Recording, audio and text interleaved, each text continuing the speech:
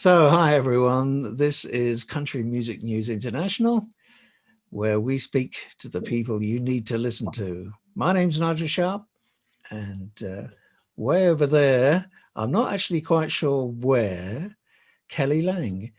Where actually are you? Are you at home? I am at home. I am in Hendersonville, Tennessee. A Right. lot of music artists live in Hendersonville. To name a few, like Ricky Skaggs, the Oak Ridge Boys, Marty Stewart, Connie Smith, Roy Orbison, Johnny Cash, all of them lived here, and Conway Twitty. Everybody lived here at one time. Um, but I settled here when my dad moved. He was Conway Twitty's road manager, and Conway wanted to move all of his organization from Oklahoma to Tennessee, and we landed here, and I've loved it, and I've been here ever Okay. since. So, is that near Nashville? It's about 20 miles north. In the traffic, it's like 2 hours north. Okay. Our traffic is getting really bad here, but it's an easy ride into Nashville without having to deal with all of the hoopla downtown. Okay. Yeah, Nashville. That's on my bucket list, places to visit. I'm surprised you Unfortunately, haven't been there. I've never been to Nashville, It's really which is cool. very sad. Let's talk about you. I was just mentioning earlier, you seem to be a very busy and sort of multifaceted person. Embroidery, Well, no, I painting. didn't do embroidery myself. I had it Ah, done, but I just did a video showing what I decided to do to make the robe up a notch. But I do paint, I do write, I sing, I play guitar and piano. Um, but it's really funny. I was explaining to a friend of mine today, I can't do them all at the same time. Like if I'm involved with doing a oil painting, I have a hard time switching gears to write a song. Or if I'm okay. writing a song, I can't really switch gears and focus on a performance. So I have to really be in the zone of what I'm doing and cut out enough of my time to be able to make it worth my time to do those. Do you have like work areas where you do these different things or? I do. I have upstairs, you'll see that chandelier there, up in Yep. that room there is my office. And I do all of my artwork up there and run the business part of my life there. And back that way is a music room. And I have my piano and all my guitars and things in there for when I am in my music mode. And right now, I'm in a big music mode because a national commercial has come to me and asked me to write yet a second song for their campaigns. So I'm in the midst of working some things out, and it sounds like it would be an easy 30-second jingle, Hmm. but you got to cram a lot into 30 seconds to make it really gel. So I'm in the process of doing that, and it takes me the process of that. I have to be very quiet, Nigel. I have to be like almost just very still. And I find that when I'm able to be in the swimming pool, that's when I can just kind of let everything go. And then I hear melodies or I hear lyrics or something. And it's easier for me to write when I still my mind. And I've always written in the water. My very first song I wrote when I was in a bathtub. So it's kind of the way that I chill Okay. and deal. That's a new one on me, writing songs in underwater or in the water. Not I, underwater. Now, I do have a lot of marbly ink marks on my pages. I will say that, but I'm grateful now to have like there's this little voice memo on your phone, and you're able to just push the button and get your ideas on yeah. recordings right now. So that's an easier process. Yeah, I like to work out melodies on a keyboard, Hmm. and then I can transpose those to guitar and make it a little bit more. I'm not the greatest on piano, but I know enough to be dangerous. Okay. And then I play the guitar just a tiny bit better, but not great enough to translate that to my co-producer, Buddy Hyatt. And then for some weird reason, he can read my mind. Like he sees and hears everything that I'm trying to tell him. So thank goodness he can hear through the busyness, and he can settle down and help me get the melody proper. So apart from being sort of, jumping in the swimming pool or something or in the bath, I mean, are you a kind of methodical songwriter or do you wait until inspiration strikes? I'm generally an inspiration person because I mean I can do both. I have I've made appointments and written with other people, and yes, you get a nice song out of it. But to be honest with you, the songs that I like the best myself and that have been most successful for me have been the ones that I have waited on.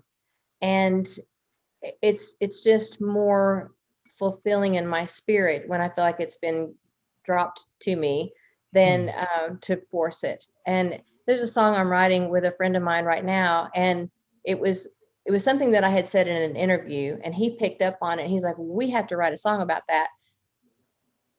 And I didn't really want to. I did. I forward through with it, but I'm just not motivated to finish it as much as I am something that has come to me. But like this commercial that I'm in the process of writing, I have worked with these people before.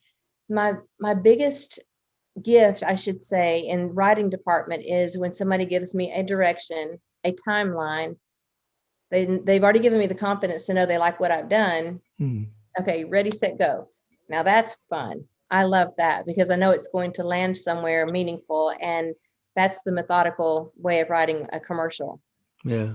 And so when did all this start for you? I'm making music, writing songs. Well, when I was a little girl, I was 6 when I realized that this is something I wanted to do. Watching Conway Twitty, I would sit on the side of the stage and watch him. And Nigel, I just loved the energy. I loved the vibrance of the audience. I loved his relationship with his fans. I loved all of the goings on behind the scenes of an artist, and he was one of the biggest in the world. So I He got to see was. some really amazing, beautiful things. He taught me a lot without even teaching me. He didn't even know I was his student. And I I just don't know anything else. It was just embedded in me at such a young age. And when I moved over from Oklahoma to Tennessee, I began singing on the Ralph Emery morning show. And do you know who Ralph Emery is in Germany? I know the name. I've heard it Okay. before. He was a very powerful radio disc jockey, and he owned Nashville Now. He was the host of Nashville Now on the Nashville Network. So I did a lot of shows with him, and that was basically my college. I really learned a lot of skills, television skills through him. And that led to doing Star Search with Ed McMahon. And one thing always leads to another. Like our conversation here will lead to another conversation. Somebody will see us together and have another interview. So I look at it as one long chain of learning, and I love the adventure of this. But I don't remember not doing it, honestly. Yeah, I think one of the great things about music, being involved in music, is that you never stop learning, and No, you it do. Why bother? keeps you young. Yes, it does. Well, I don't know in my case, I'm not so sure, but inside I feel young. I looked on the gallery of your sort of paintings on your website, and quite a lot of them are animals. Right. Is there any Well, reason for that? Was that because people asked you to do that? Or? they did. I started, actually, several of them are in Barry Gibb's house and Olivia Newton-John's house. I painted Sadie, her little Cocker Spaniel, for Oprah Winfrey. Painted a Basset Hound for Larry the Cable Guy. I've got an array of paintings in interesting homes. But I'm just fascinated by animals. I like animals sometimes more than people. And I just think, they just love you so unconditionally. And I'm drawn to painting them because I love every animal, specifically dogs. For me, I've always had dogs when I was growing up. So um, I get a tickle out of painting them. I think they're precious. Yeah, I guess we ought to talk about some music as well. I wanted to ask you actually about this album, Old Soul. Mm-hmm. The title itself kind of immediately kind of drew me to it because Good. I remember, like the first time I heard soul music was back in the 60s in London. Is that what it is to you as well? Or does the title of the album have some other meaning? It has, it's a double meaning, honestly, because a lot of these songs that I have on this album, I wouldn't label them as soul music per se, but they are older, and they brought me back to an era when I felt, I don't know, that the world was a little bit more fun, a little safer, I guess. And it stirred my soul. And I was trying to think of what encompasses all of these and me and my personality, because I am an old soul.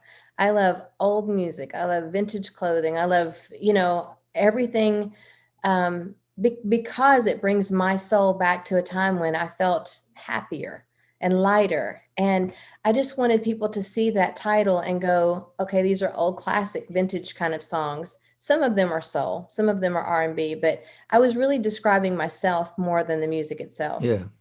One of the songs that I have worked on recently was picked up, but I wrote it 16 years ago, and I thought it was done and in the can. And now here it is. It's got a new resurgence on this.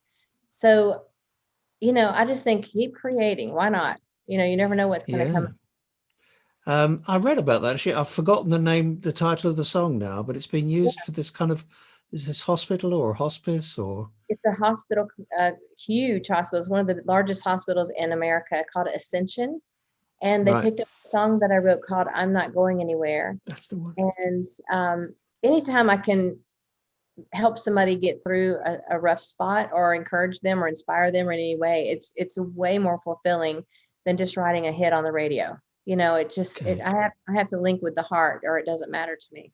Yes. So everybody, this is Country Music News International. My name's Nigel Sharpe. I've been talking to Kelly Lang over there near Nashville in Tennessee in the USA. It's been lovely talking to you, Kelly. It's a great conversation. Thank you. You too. Thanks very much for taking the time to do this interview with us. We really do appreciate it. It's very kind. Appreciate it. Thank you so much, Nigel. And I look forward to getting a link.